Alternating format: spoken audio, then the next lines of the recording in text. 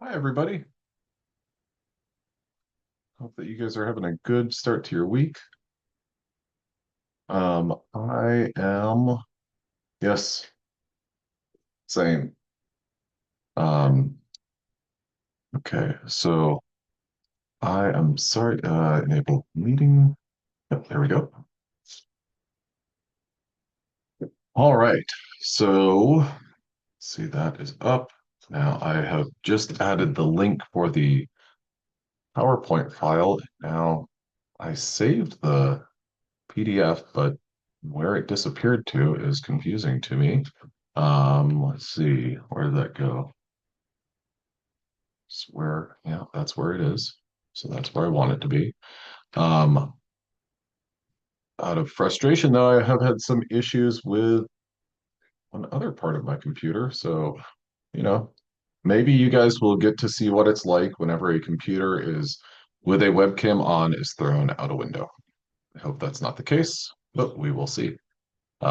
It's actually not the computer, it's the tablet that's been driving me bonkers today because it's like I write something and then 2 minutes later it shows up, which is really helpful for no one. But what I'm planning to do, okay, save. What I'm gonna do is keep everything, not go full screen on it, but just keep it in the windowed format and work with that because I'm hopeful that that will, help my aging computer have less going on and therefore be able to work a little bit more efficiently. And that is not where that went. Oh, and now I got a dog barking. Great. Okay, so what we are doing is today we are wrapping up protein analytical techniques. Um, Specifically, we're going to be talking about analyzing using molecular scissors. Now, one of the things that I'm grabbing my links to throw into chat, copy address link. This is the PDF that I just added to the chat. And the second link is the PPT. Okay, so now I'm going to share this PowerPoint slide. We'll go from there. Okay, so protein sequencing and analysis is what we're talking about. So this is under the idea that you're purifying a protein and you have a couple of different things going on. One thing is you have a way of analyzing it, and that is by SDS or SDS page. Another way that you can analyze a protein is, or sorry, other things that we've learned kind of along the way is we've purified our protein from a complex mixture using column chromatography. But now we're going to get down to like kind of confirming or validating the protein that we are aiming to work with is the one that we've actually isolated. So what we're going to be doing is talking about the steps of sequencing a protein. Now, the steps involved are, well, there's quite a few of them, and there's some details that I want you to be familiar with for several of these different steps. I would say that if there's one place that you want to spend the most of your time on all of these, it would be steps 5 through step 7. Could everyone see the red marking that I made on the screen? If you can, add it to your chat with a Y or an N. Wonderful. Okay, so that's really where we're going to focus and spend the bulk of our time. Um, I don't have any starter questions. Has the extra credit bonus point for the last sim been added to the test grade yet? No, it has not. So that will be added. Um, but let's go ahead and get cracking on analyzing a protein and sequencing a protein. So one of the things that's important to know about how a protein and how a protein is organized is we've talked about different layers or levels of protein structure. So one level that we talked about was our primary structure, and that is just our amino acid sequence. It's amazing how much better the writing is going without it being full screen, which is really just dumb. Sorry for just saying dumb, frustrating. Okay, so our primary structure is just the sequence, just the amino acid sequence from N termini to the C termini, just the directionality. What amino acid follows what amino acid? The secondary structure has our alpha helices and beta sheets. Our tertiary, our third level structure is going to be the 3D structure of a protein, or I'll just say 3D structure of the polypeptide. And then last but not least is our quaternary or our fourth level, which is 3D structure of, I'll say, all interconnected or all folded together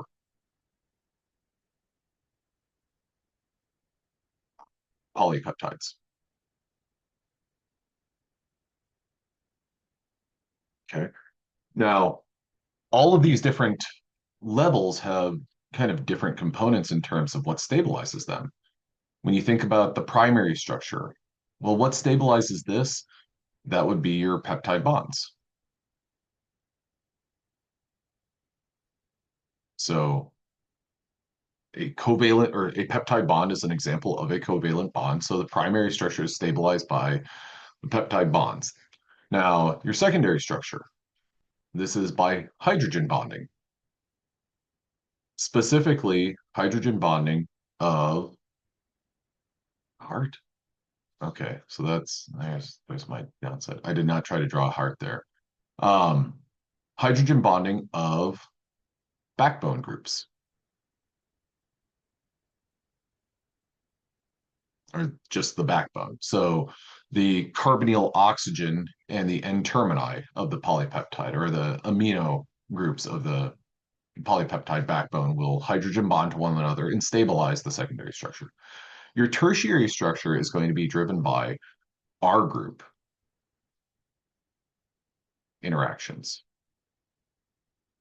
And I'm going to take a pause here because these R group interactions, um, I hope that you guys know what I'm talking about whenever I talk about R groups, because what I really want you to focus on is, well, what makes our proteinogenic amino acids different from one another? For example, the R group of serine. If I were to draw that, here's exactly what I would draw. I might draw it like this, CH2OH, like that. But that's what I'm talking about. How does this group, so I'm just going to write SER for serine, how does this group right here interact with anything else? Now, with that said, this takes you back to kind of a Gen Chem 2, because when you look at this functional group here, could anyone add to the chat what type of interaction do you think this group, I'll change my color to, let's go with red. What do you think this is going to, or what type of interaction do you think that this is going to participate in? And then I'll narrow it down a little bit.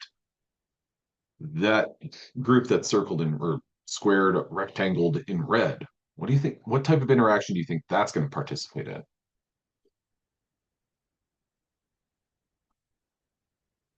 And think about IMFs, not the International Monetary Fund, but your intermolecular forces. This group right here, oh yeah, it's going to love hydrogen bonding. That OH group, why is it going to love hydrogen bonding? Because, and I'm going to do some erasing on here. Dun, dun, dun, dun, dun, dun, dun. Oh, hydrogen bond donor. Yeah. Well, it could actually, by that OH group, it could act as a hydrogen bond donor or acceptor. Great contribution there, Ernest. Sorry. We've got lone pair of electrons, lone pair of electrons. So those lone pairs of electrons, they're going to want to find something else to hydrogen bond.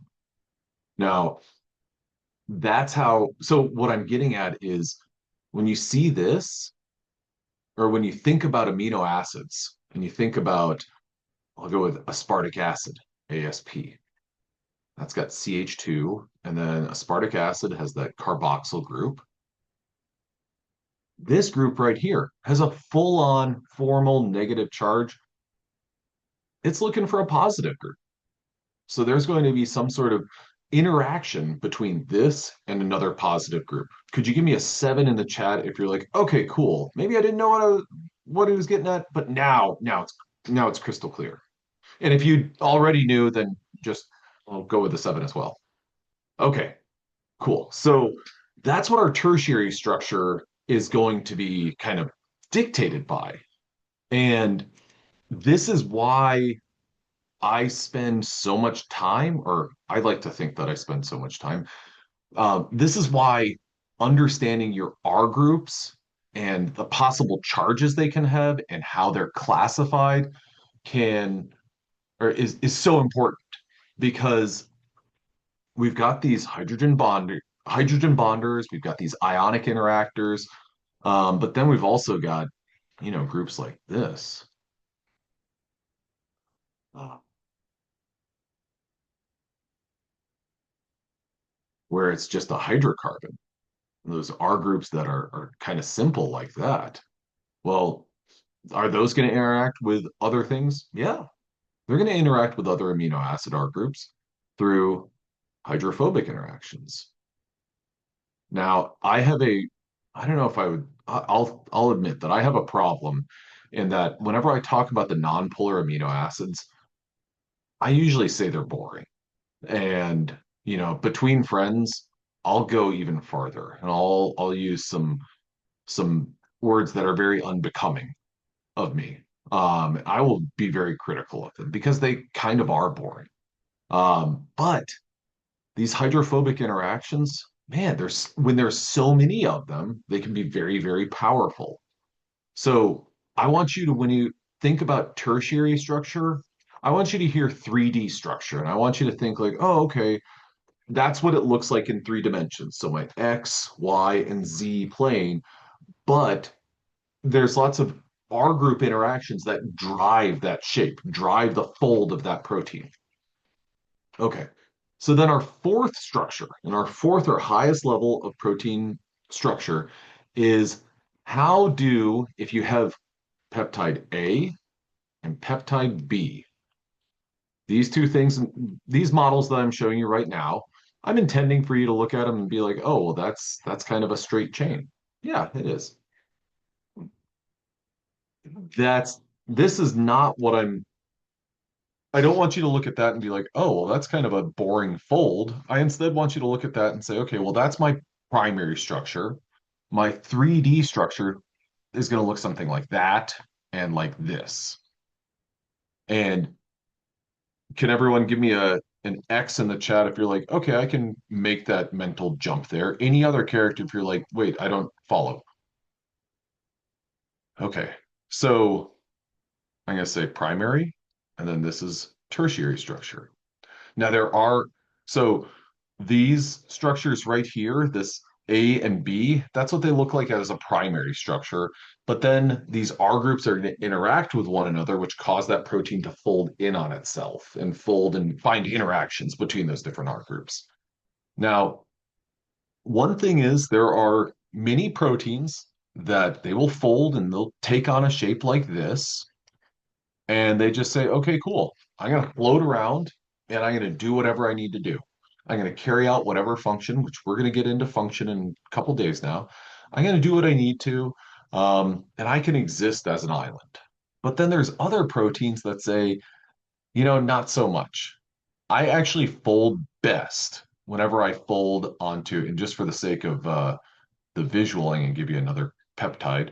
I'm going to fold best whenever another protein folds kind of with me. So we with our forces or our powers combined make a 3D model or a 3D structure. That is what would be known as, rather than the tertiary structure, the quaternary structure.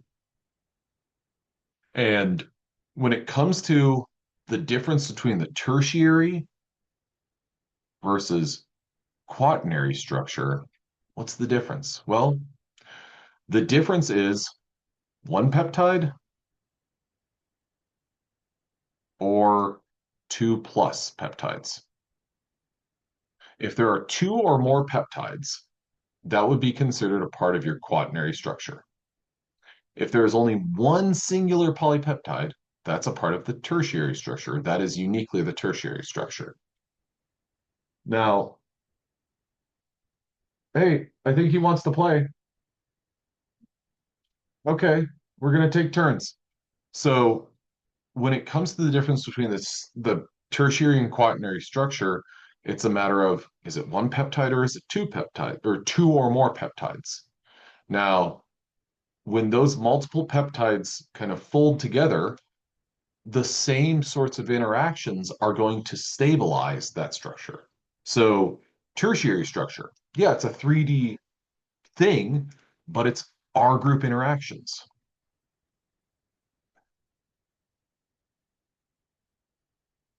So, what's going to stabilize the tertiary structure? Well, hydrogen bonding, ionic interactions, hydrophobic factors. These are all going to stabilize the tertiary structure because R groups, whether they're non-polar or polar, um, polar positive, polar negative, polar uncharged, those they're going to have different interactions. Quaternary structure, what's going to stabilize that?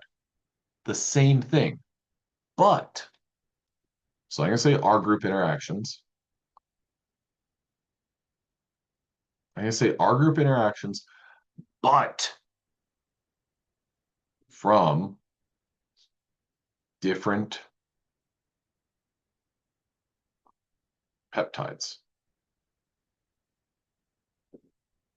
So what I mean by that is here's my 3D structure of a protein, and then here's going to be my serine residue.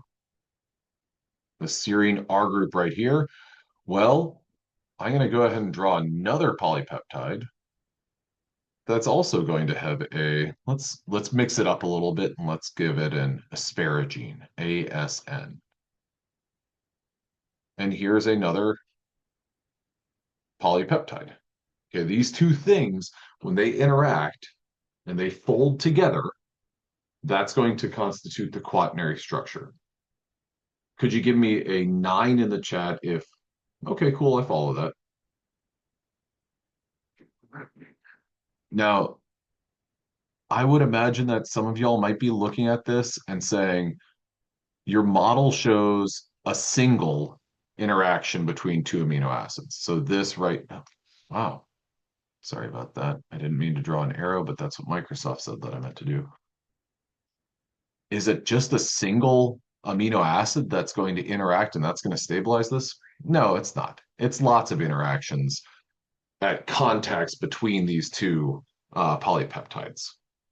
Now, I bring all that up because if you want to sequence a protein and sequence a peptide, that's the four structure. Yes, that is. Um, you need to be able to separate these and isolate them from one another. Now, okay, sorry. Okay.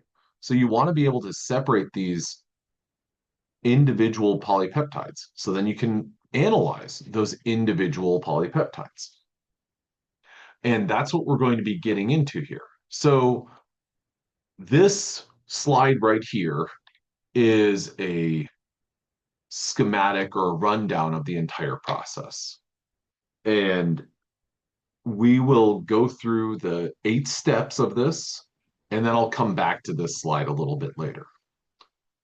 The very first step in this process of sequencing a polypeptide is you need to determine the composition of the protein that you're analyzing.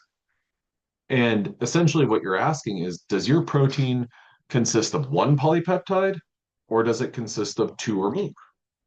And I'll use an example protein or pair of example proteins because they're going to be models. And we're going to talk about these models a little bit later. I'm going to use MB and HB. MB, myoglobin. And some of y'all are probably familiar with these proteins. And if you're not, don't worry about it. The other one is hemoglobin. So these two proteins are very similar. They are very similar from a functional standpoint. They're also kind of similar from a structural standpoint. We'll get into their structures and their similarities a little bit later. But from a functional standpoint, these are two O2 binding proteins. They serve different purposes and like physiologically and kind of functionally. They both bind oxygen. Myoglobin is in your tissues, or your muscle tissues, whereas hemoglobin is generally going to be in is just getting lots of oxygen from my hemoglobins. Um, Hemoglobin is a transporter of oxygen that takes it from your lungs to your muscles. So the difference between the two biggest differences between these proteins, or the one biggest difference between these proteins is myoglobin is what's known as a monomer. It is a single polypeptide, whereas hemoglobin is a tetramer. Now, hemoglobin binds more oxygen than myoglobin does. But from a structural and functional standpoint, that's their biggest difference. Myoglobin is a monomer. It has one protein, one polypeptide, whereas hemoglobin has four polypeptides. So if you wanted to analyze myoglobin, this is arguably a step that you would not need to do because you would not need to separate a myoglobin monomer from anything else. Hemoglobin, on the other hand, hemoglobin has four different subunits. And those subunits I just want you to know these terms for the time being.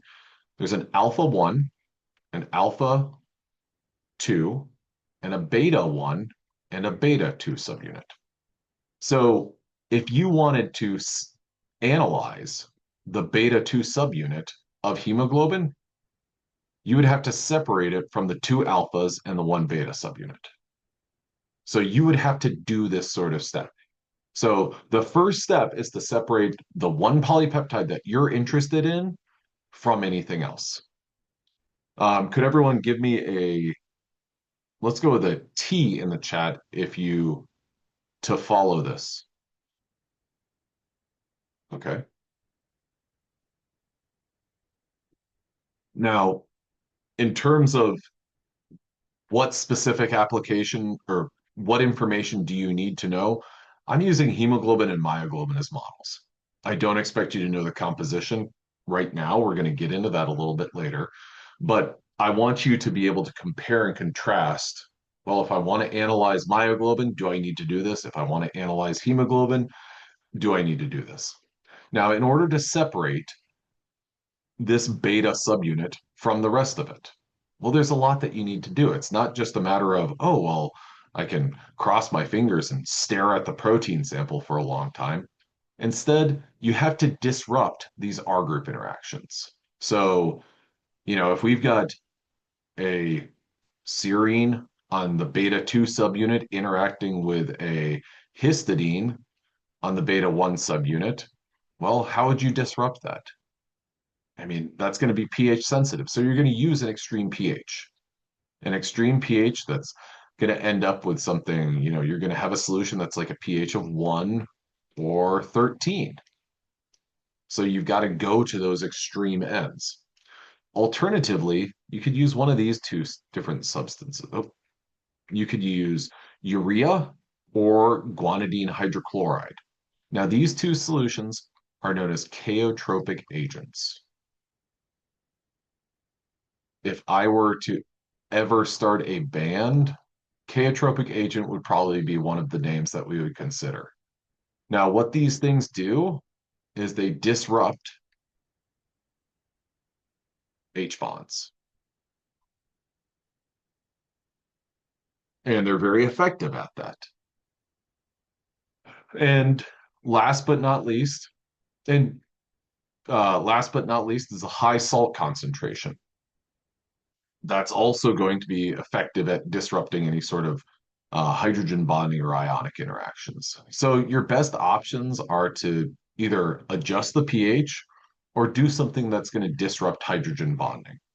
Now, That's like your first approach. So if you do that, let's say that you've got this hemoglobin tetramer, the two alpha subunits, the two beta subunits, and you're like, okay, cool, I want to analyze beta 2. If you were to say, okay, I'm going to use this 8 molar urea, and you go from these four subunits, I'm going to go ahead and just draw a big circle around them to indicate that they're all together. Um, you add the urea, and you're like, okay, cool, this should work.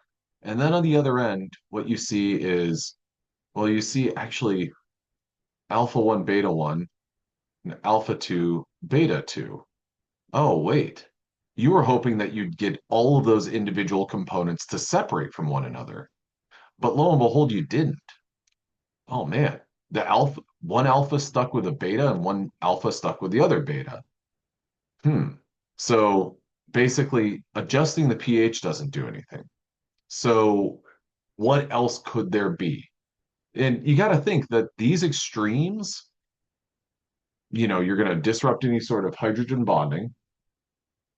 You're also probably going to disrupt ionic interactions. Now, could anyone tell me in the chat the single letter code for one of the two amino acids that have sulfur in the R group?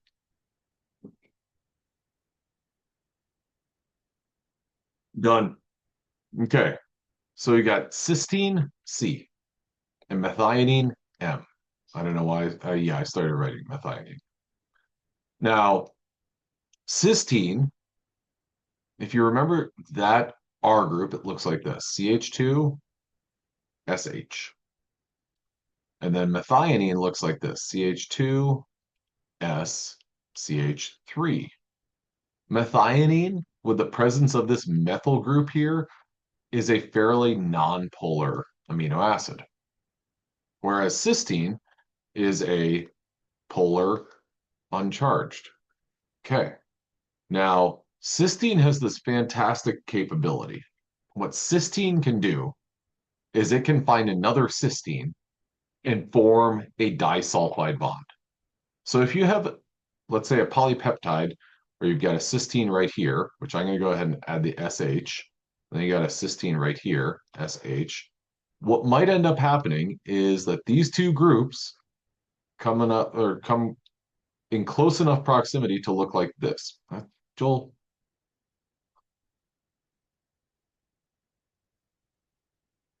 it might end up looking like this.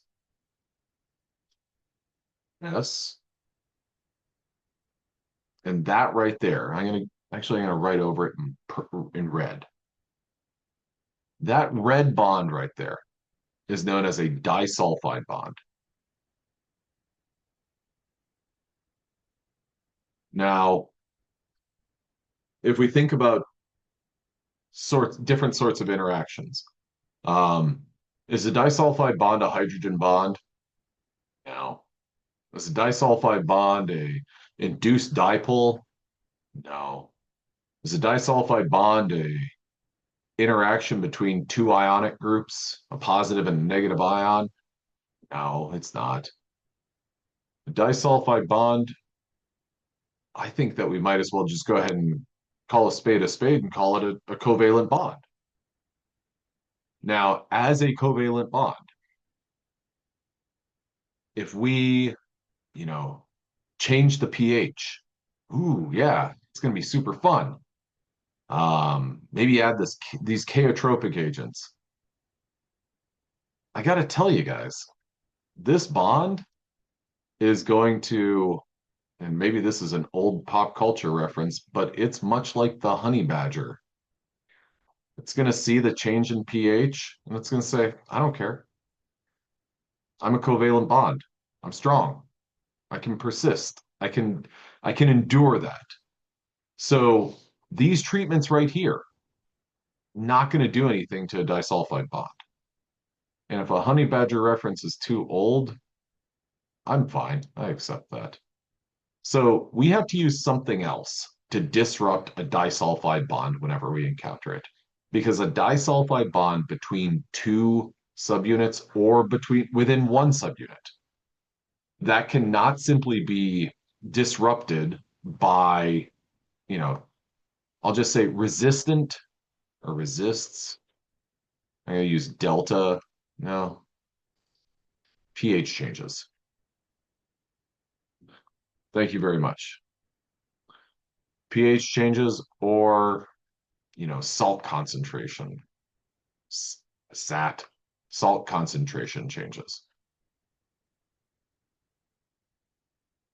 So what we have to do is we've got to use a reducing agent.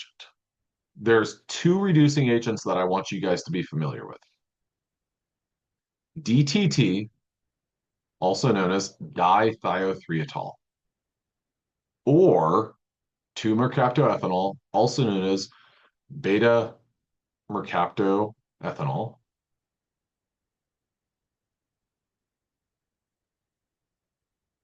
also known as BME. So, what I want you guys to know about is when you encounter a disulfide bond, whether it's found between two adjacent peptides or within a single peptide, you've got to break it. And you can break it with DTT or you can break it with beta mercaptoethanol. Now, there's another way that you can do it with substance known as performic acid, but I'm not asking you to know that. But performic acid is another substance that can break a disulfide bond. Okay, so essentially what we're trying to do here is we're trying to simplify our polypeptide. We're trying to simplify from if there is, if we go back to our example of we want to analyze the beta 2 subunit of hemoglobin, we've got to isolate the beta 2 subunit of hemoglobin. So we've got to separate that from anything else. If we change the pH, if we add something that disrupts hydrogen bonding, and that beta 2 subunit is stuck on with the alpha 2 subunit or another subunit, then we've got to find something else. That kind of implies that we've got a covalent bond that keeps our beta 2 subunit bound to something else. So that's where beta mercaptoethanol or DTT comes in. So first is we've got to simplify our protein. We've got to split it off from whatever complex it's a part of. We've got to break disulfide bonds, whether they're disulfide bonds that are holding two peptides together or they're found within a single peptide. We still have to break them. Now, the next thing that we're going to do is we need to figure out the composition of the amino acids in this polypeptide. So at this point, in order to do this step 3, we're dealing with only our beta 2 subunit. Could everyone give me a 2 in the chat if, yeah, you follow along. Now we're working with only that beta 2 subunit. We've separated that from everything else. Great.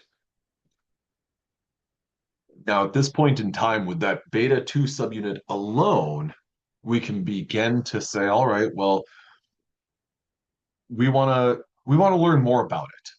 Now, I gave you guys an example where we already know information. We already know hemoglobin's a tetramer. So you got to suspend the story that I'm sharing with you to say, okay, well, what if I don't know anything about this protein? If you know nothing about a protein, you're probably going to do all of these things because you want to see if you can simplify it as much as possible. You'd probably do this dithiothrietol or BME treatment because, hey, does this change the molecular weight of my protein? If it does, well, then I've got a disulfide bond that holds my protein to something else. Could you give me a Z in the chat if, okay, yeah, I follow that. Okay. All right. So step 3 is pretty simple. Step 3 is what's the composition? And there's not a whole lot that's complicated about this because essentially with this would be done by a technique known as HPLC, which is either high performance and high pressure liquid chromatography. And this is just going to tell you, well, what amino acids are in that protein. And you get a readout that looks a little bit like this that says, hey, you've got lysine, doesn't tell you how much or where it is, but you've got lysine, leucine, isoleucine, phenylalanine, and so on. And then you'd be able to say, oh, okay, cool. Well, that's great. I've got all 20 proteinogenic amino acids in there. Awesome. Now, step 5, yes, you are not I'm not deceiving you. This step four is N group analysis, and we're skipping over that. We're just going straight to number five. N group analysis is just a chemical treatment where you can identify what is the amino acid on the N termini and the C termini. And I'm omitting that because sometimes that N group analysis ends up just being doing the molecular scissors, or you kind of get some of the same information from the molecular scissors. Okay. Now, molecular scissors, this is what we're looking at right here. There are four that I want you to be familiar with: trypsin, chymotrypsin, elastase, and CNBR, also known as cyanogen bromide. Now, if you look at this table, what I want you to look at is this first column. The first column reads enzyme: trypsin, chymotrypsin, elastase. There's thermolysin, pepsin, and endopeptidase V8. An enzyme is a biological substance that catalyzes a reaction. Typically, an enzyme is going to be a protein. Not all enzymes are proteins, and not all proteins are enzymes. But we're going to operate first looking at trypsin, chymotrypsin, and elastase. And think about these as molecules or as proteins that cut peptide bonds. Okay. So just imagine a protein that is able to break a peptide bond. Now, what I want to do is take you to this figure right here.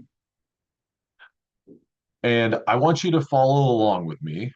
We've got this N representing an N termini. And just for the sake of simplicity, I'm going to say that this is the N termini.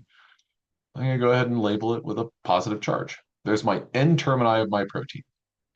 And then I'm going to put an oxygen on the other end to indicate my C termini. So this is a dipeptide. Can you tell me, give me a Y or an N if, okay, cool, I'm good. I can visualize that dipeptide. I want y'all to see the alpha carbon and the other alpha carbon. I want y'all to see that this is our peptide bond. Now, this is a part of this class that I think is really pretty fun, but it can be kind of tricky. Now, when you look at the alpha carbons, and then you look at what comes off of those alpha carbons, there's an R group that's labeled R sub N minus 1, and then there's an R group that's labeled R sub N. Now, those R groups are simply placeholders. For example, rather than this being a R sub N minus 1, I'm going to go ahead and, I'm going to scribble this out.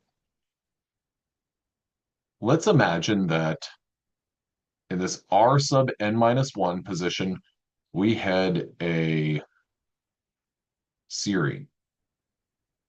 Okay. And if I said, hey, I found this peptide or this protease that cuts the peptide bond after serine.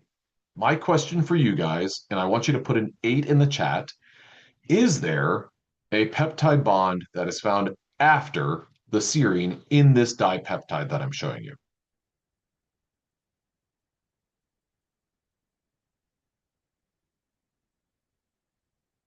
Yeah. Yeah, we read from left to right. I'm seeing lots of 8s in there. Where is that peptide bond? Right here. Now, that might be such a funky question that you're like, I don't even know how to answer that. My alternative to that is there a peptide bond before this serine? There's not. There's no peptide bond before this serine. Okay. Now, let's say that this dipeptide consisted of serine and tyrosine, so SY. and I said, hey, you know what? I found a protease and it will cut after tyrosine residues. Will my protease, it will cut peptide bonds after tyrosines. Will my protease that I just found cut this? Give me a wired end to the chat.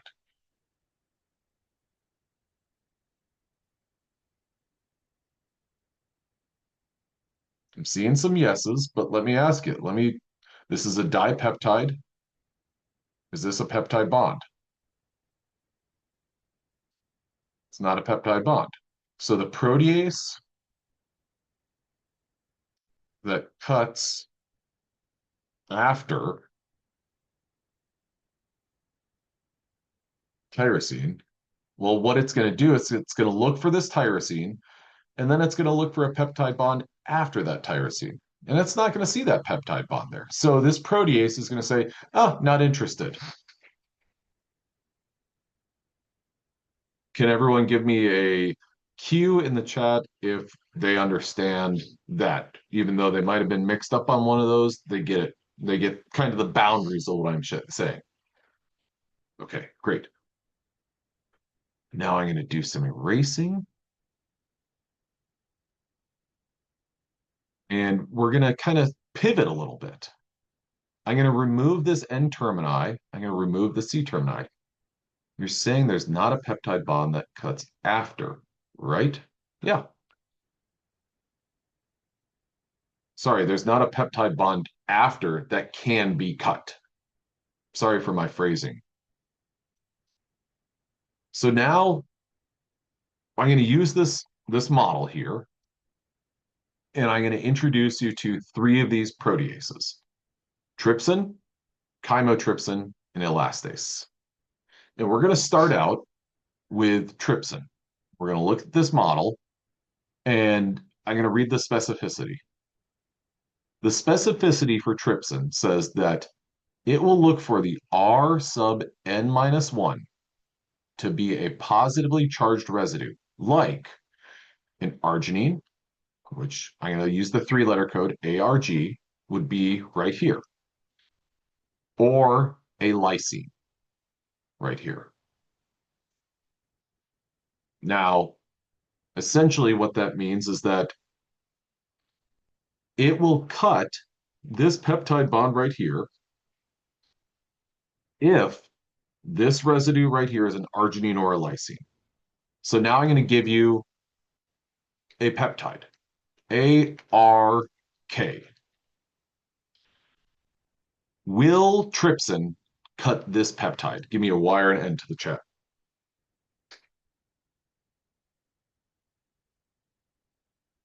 It's looking for an arginine or a lysine.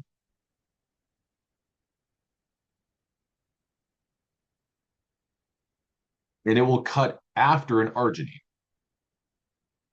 So when we look at this tripeptide, we've got alanine, arginine, and lysine.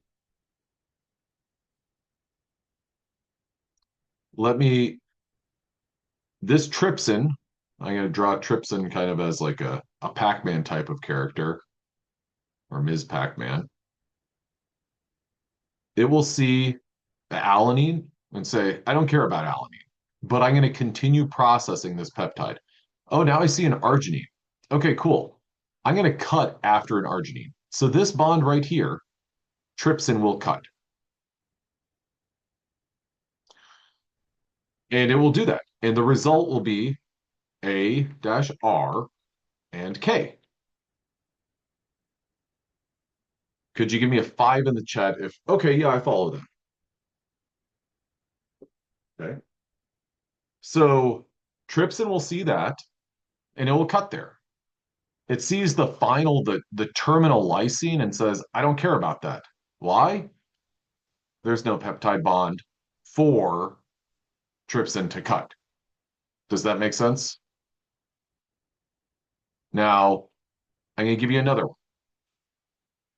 But before I do, I'm going to look at this other part of the specificity. R sub n cannot equal proline. Okay, so now we're going to try a new peptide. This peptide is ARK. K, P. And I'm going to go ahead and say, I'm going to give it a little bit more space. A dash R dash K dash P.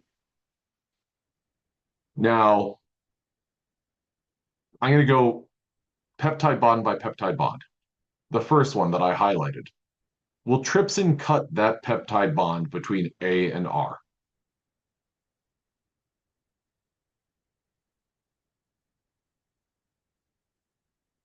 Trypsin is looking for an arginine.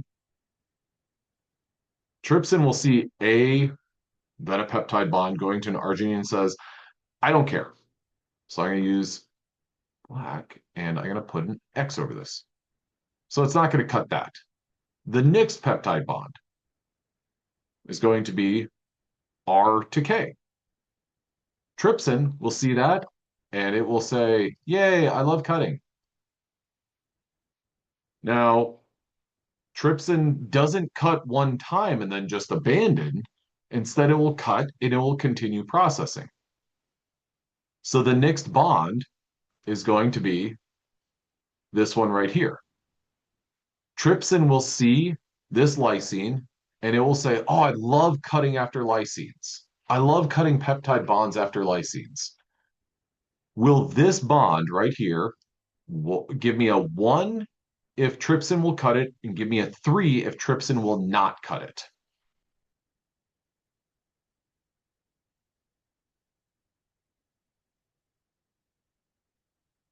I got some ones and then I got lots of threes. And you know what? The threes have it.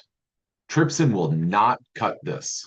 Not cut by trypsin.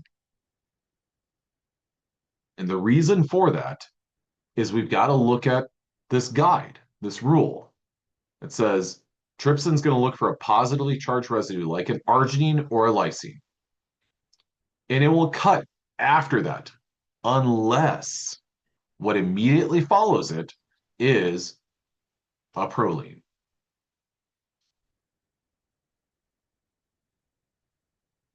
So now what I'd like to do is give you 3 peptides. 1, 2, and 3. And I want you to tell me, let's go with R. Sorry, I'm coming up with these on the fly. So we've got R, G, L, K. Then we've got K, R, K, R, H. And then last would be A, A, A. Okay, so let's look at peptide number 1. First question, Y or N? Will trypsin cut this peptide? Anna, that's 100% correct.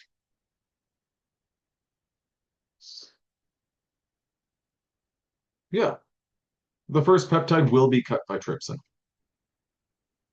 My follow-up question, how many times will trypsin, or how many cuts, there we go, there's my new phrasing. How many cuts will trypsin make on peptide number 1?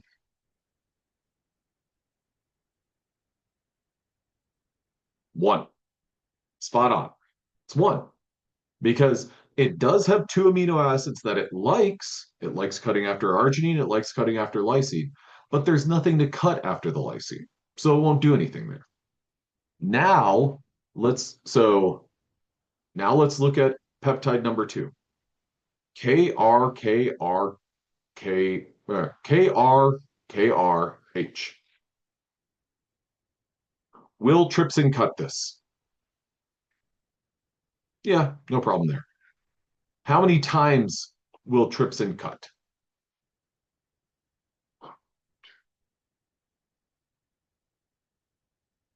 Got a vote. I got some votes of 4, 2, 4, 5. Okay, well, can it cut here? Yep, it can. Can it cut here? Yes, it can. Here? Yes, it can. Here? Yes, it can. Ooh, this is tempting.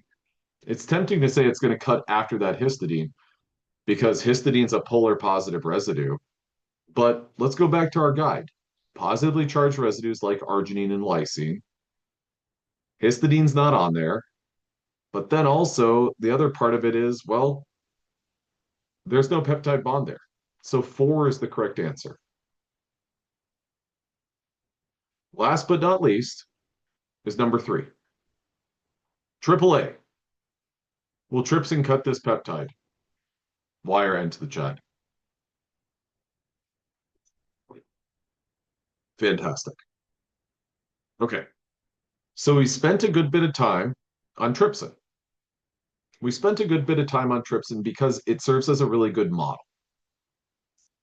Now, chymotrypsin and elastase behave in a very similar way.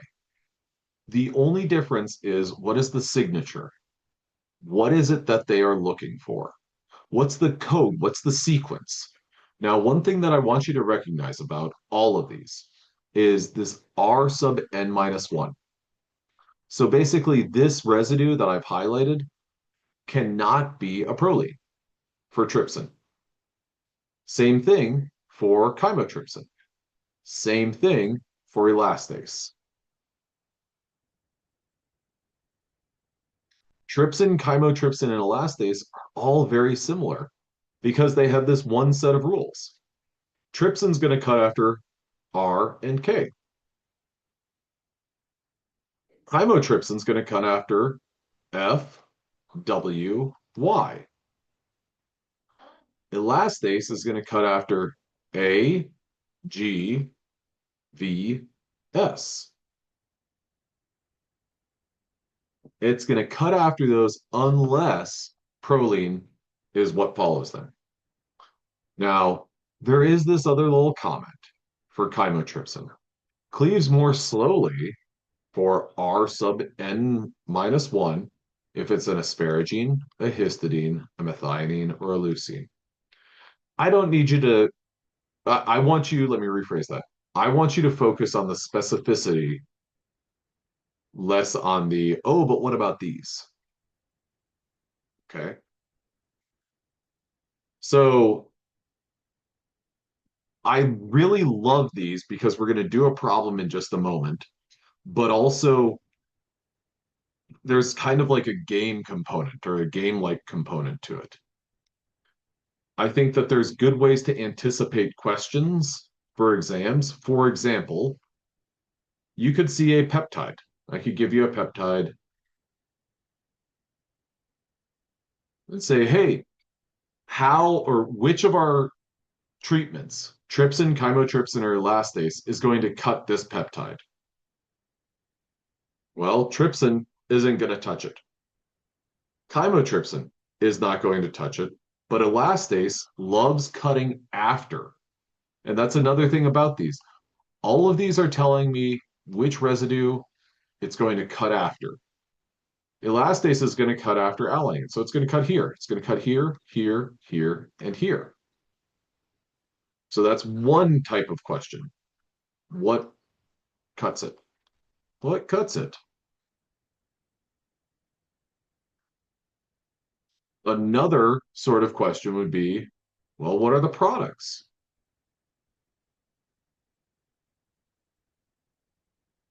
And the products for this would end up being 1, 2, 3, 4, 5, 6.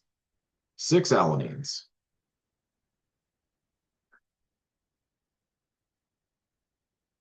Then this is something that I also like to kind of come up with almost like games. My name as a peptide is ELGRAY. Which of these proteases, trypsin, chymotrypsin, or elastase, can cut my name? Well, trypsin can cut right here. Elastase can cut right here. Elastase can also cut right here. And yeah, that's it. So if I were to treat my name with trypsin, chymotrypsin, and elastase, what would I get? Well, I would get ELG, R, A, and Y as individual products from this treatment. Can you give me a 1 to 3, one being, okay, I got that. I don't know the rules right now, but I understand the process. And three being, I don't understand any of this. And what is an amino acid?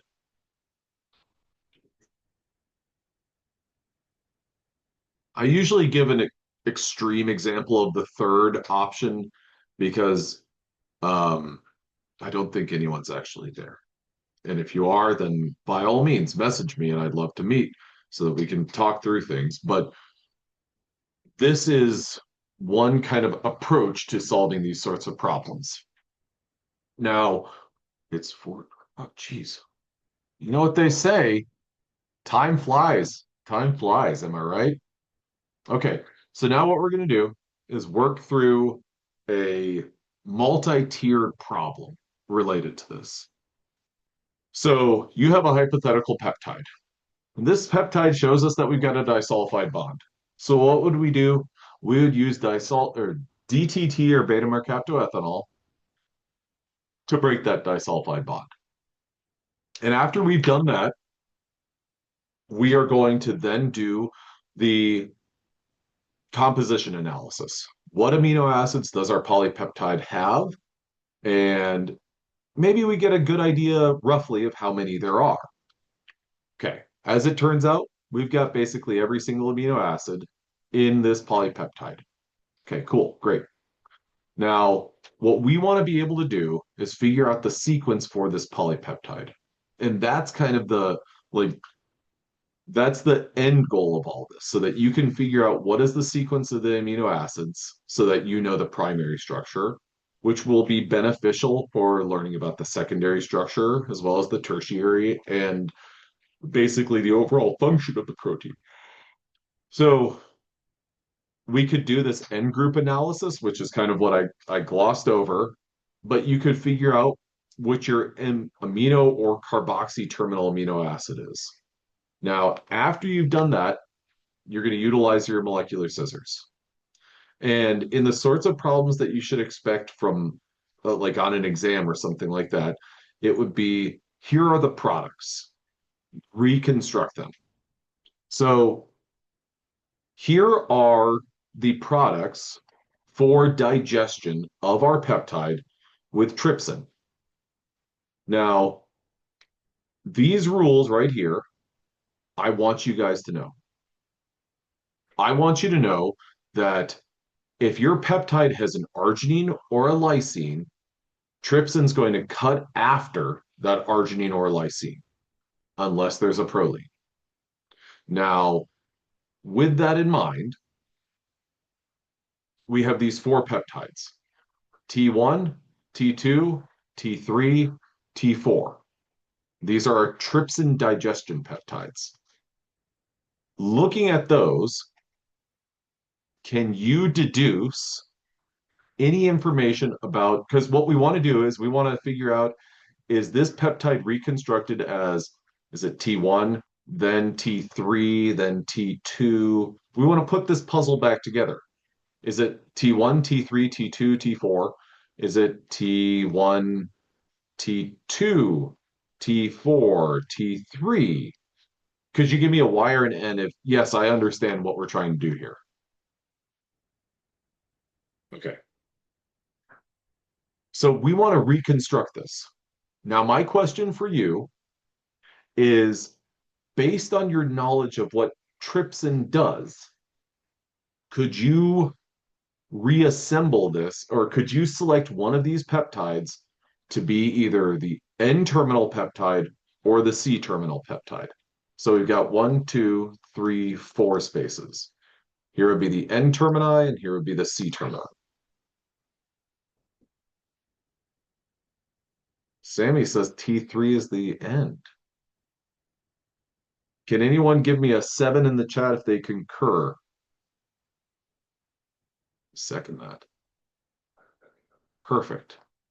If you're looking at that and you're like, wait, who, what? Well, one way that you can know that is if you look at the termini of all of these peptides. Lou is absolutely right. T3 ends with aspartic acid. T1 T2, and T3 all end with arginine or lysine. And if a peptide ends with an arginine or lysine, you know that trypsin cut there. Because if you kind of scan the rest of the peptides, GASMALIK, okay, there's no arginine or lysine kind of in that. The arginine and the lysine all come at the end. And since this one, T3, does not end with an arginine or a lysine, you know that T3 is going to be at the end. Does that make sense? Could you give me a one in the chat if yes, that makes sense? Okay. Now, the next part of this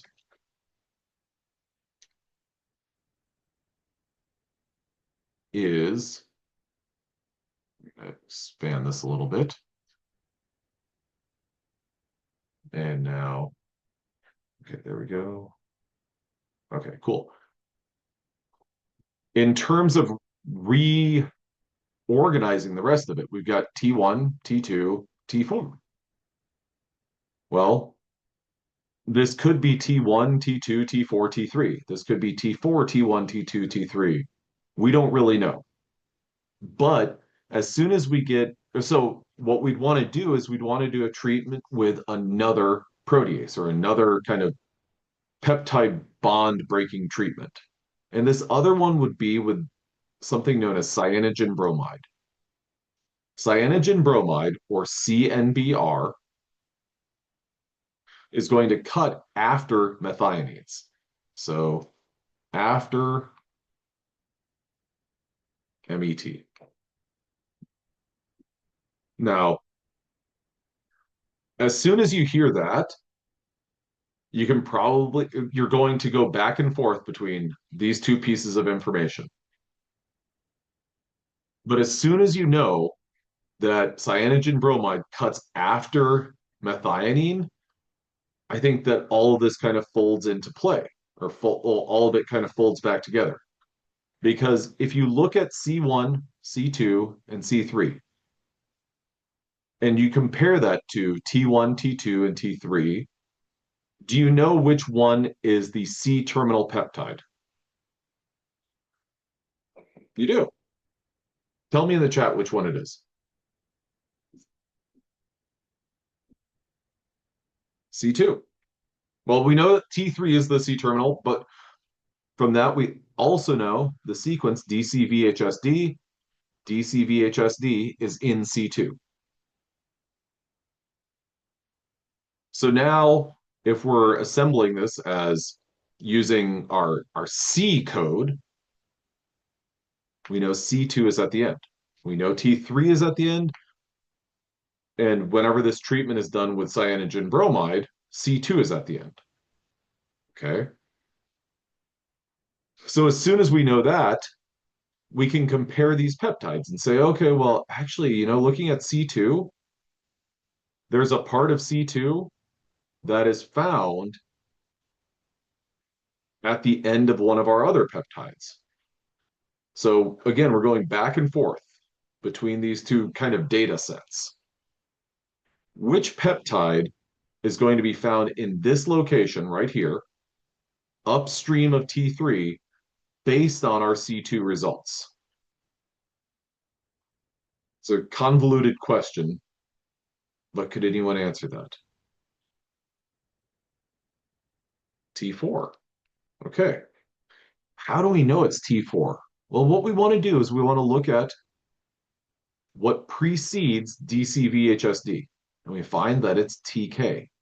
So we're now going to look at the trypsin data, and say, which of these ends with TK? Well, T4 ends with TK. Could everyone give me a 5 in the chat if, okay, I gotcha.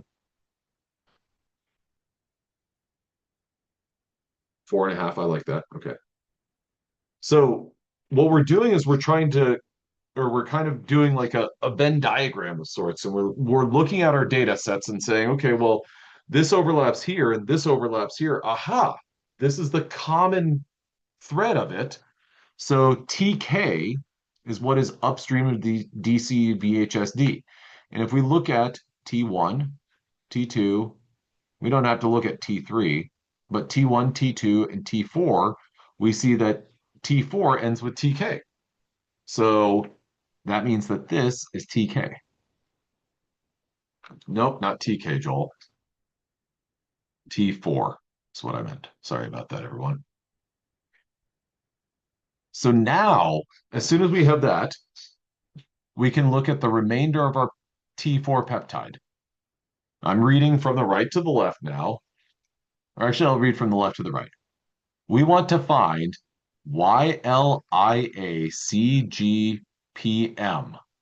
in C1 or C3. Well, YLIACGPM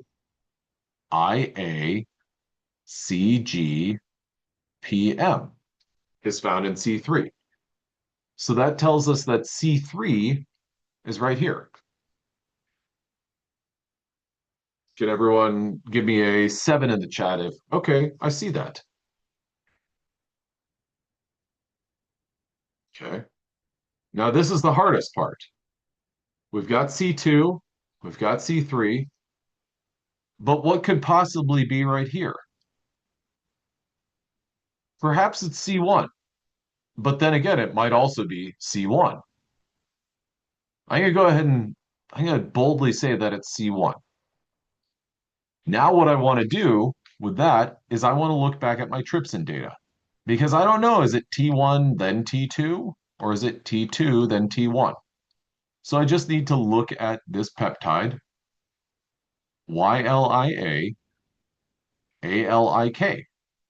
So I'm going to look at which of these peptides ends with ALIK, and I see that T1 ends with ALIK. So it's T4, T1. My N-terminal peptide is T2.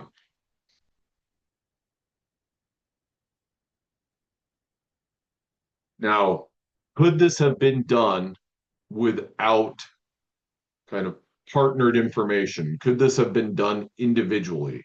If we didn't have the cyanogen bromide treatment information, could we have constructed this? No. What about if we only had the cyanogen bromide treatment? Could we have constructed it without the trypsin data? Nope.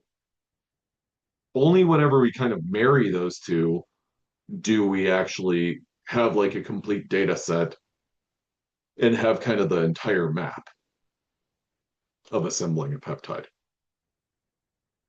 So if you were to rank this from, 1 to 10, 1 being infinitely difficult, 10 being infinitely simple, but with a 3 being, hey, it's kind of challenging but kind of fun. Where would you put this? And yeah, my tone of voice intentionally was to make number 3 the most popular one. Okay.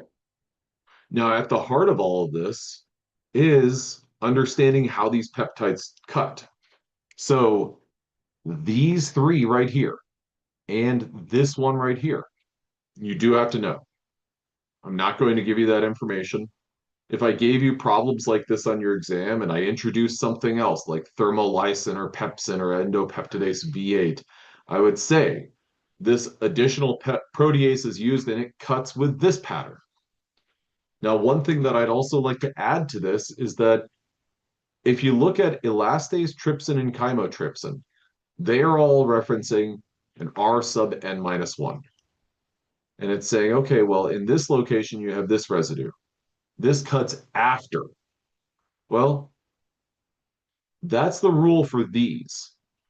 If you look at thermolysin, it doesn't ask you about it, or it doesn't tell you, hey, we're cutting after this. Instead, it identifies this residue. What you have to know is how these 3, trypsin, chymotrypsin, and elastase, and cyanogen bromide, what their cut pattern looks like. If I asked you a question that brought in other information, I would give you that other proteases cut sequence or cut pattern. But that's what you need to know there. Now, I've got some more questions at the tail end of this that are really just like, hey, would this be cut by that? Oop, oop, oop, oop. Private message. The Cleveland cyanogen notes part of the power plant of slide is up. Actually, I got a private message and it says the cyanogen bromide, this part at the bottom is not present. Double click on that and hit the crop button and you can adjust it. So that's all you have to do with the PowerPoint slide. Okay. Well, that's what I got for today. We'll jump back into stuff on Wednesday. Um, I hope you have a wonderful afternoon and I hope you have a wonderful evening, wonderful Tuesday. Thank you guys very much for coming to class. Everyone's getting Zoom participation for today. I didn't have any poll questions. We'll have some poll questions on Wednesday, though. Thank you all very much for your participation. I really appreciate it. You guys did a great job today.